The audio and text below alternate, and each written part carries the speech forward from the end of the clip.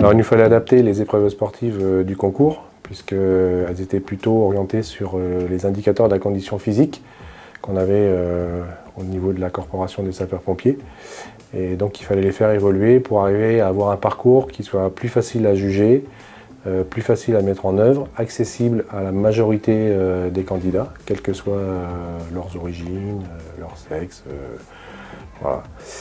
Et également que ce soit facile à mettre en œuvre au niveau des centres d'incendie et de secours et des unités sur l'ensemble du territoire. Donc les objectifs, c'était que ça colle le plus possible aux missions qui sont celles de la corporation des sapeurs-pompiers, qu'on retrouve des phases qu'on met en œuvre lors des missions qui sont celles des sapeurs-pompiers sur le terrain, qui se rapprochent également du travail que l'on effectue en binôme. Alors bien sûr, pour les épreuves de concours, on est sur un jugement individuel, donc il n'était pas possible de faire ces épreuves en binôme. Donc ces épreuves ont été déclinées de façon individuelle. Donner également une égalité des chances à l'ensemble des candidats pour qu'ils puissent se préparer sur ces épreuves, très accessibles, avec quelques accessoires qu'on peut trouver soit dans des magasins de sport, soit à domicile, soit dans les centres d'incendie et de secours, bien évidemment, se préparer sur ces concours.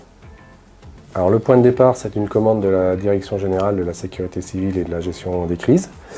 Nous avions un groupe constitué au niveau national, piloté par notre école nationale, l'ENSOSP. Et donc les premières personnes qui ont œuvré sur ce domaine étaient issues de ce groupe, avec une réflexion à mener sur la possibilité de faire évoluer les épreuves du concours. En tant que membre de la commission des sports et des techniques sportives de la Fédération nationale, nous avons aussi mené une réflexion et fait des premières propositions qui se rapprochaient des parcours qu'on peut trouver pour d'autres fonctions publiques telles que la police, la gendarmerie, la pénitentiaire. Et donc l'objectif, c'était vraiment d'avoir des parcours qui correspondent à nos missions, mais qui se rapprochent aussi de ces parcours qu'on trouve dans d'autres collectivités ou d'autres services de sécurité. Alors oui, on s'est aussi inspiré de ce qui se passait dans certains autres pays, notamment les pays nordiques au niveau européen, le Canada, où il y a également des parcours similaires. Et puis nous avions également mis en place il y a quelques années un parcours opérationnel, donc qui était un peu compliqué à refaire sur le format concours.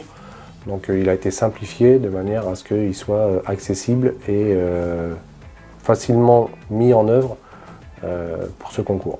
Comme je vous le disais, l'objectif est de se rapprocher le plus possible des missions. Donc il y a des phases de course, des phases de portée, des phases de montée, descente, d'escalier, puisque quand on est sur nos missions, on doit accéder aux étages dans les immeubles. Des phases aussi de mise en œuvre des membres supérieurs. Donc ce n'est plus une traction comme c'était le cas auparavant, mais une translation à faire sur une barre fixe. Et le tout avec un minimum de charge, puisque quand nous menons nos interventions, notamment les interventions incendie, nous portons généralement un appareil respiratoire isolant. Donc nous avons un port de charge avec un dossard qui simule cet appareil respiratoire isolant, en tout cas en termes de charge et de port d'accessoires. Et il se termine par des allers-retours avec un port de bidon qui sont simulés par des sacs, de manière à aussi mettre en œuvre les missions quand on doit porter des charges, des victimes, du matériel, etc. Alors l'égalité des chances a été intégrée dans nos travaux, au travers notamment de la féminisation. C'est un sujet sur lequel on travaille déjà depuis de nombreuses années.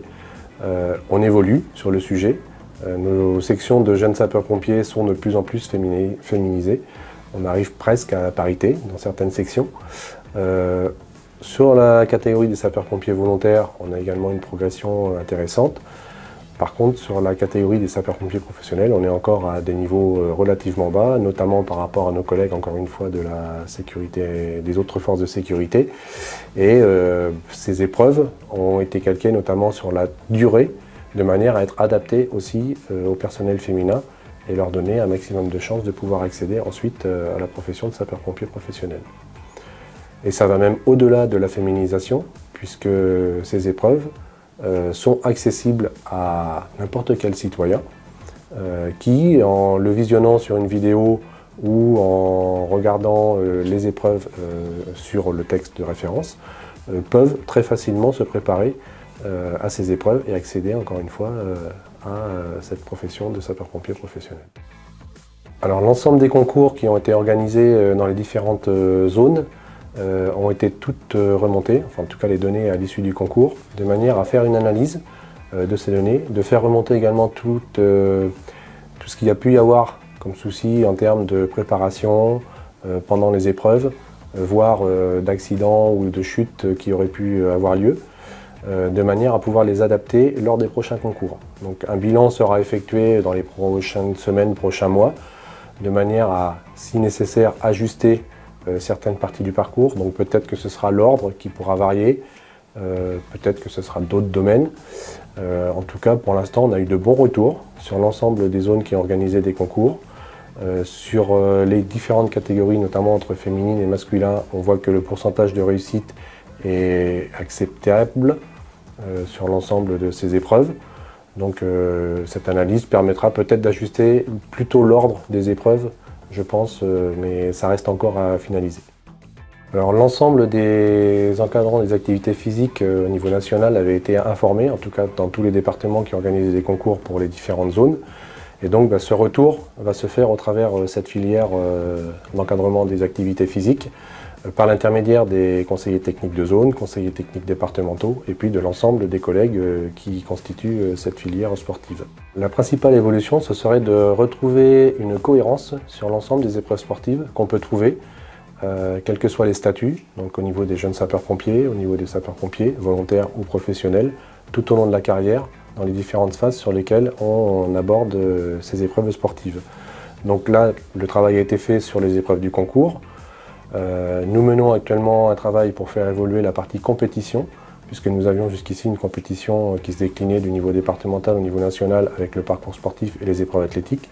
Donc l'objectif est de faire évoluer ces épreuves par une déclinaison des épreuves du concours, alors qui ne seront pas forcément les mêmes, puisqu'en plus on part sur un parcours collectif avec des équipes de 4 ou 5 personnes. Donc cet objectif est en cours.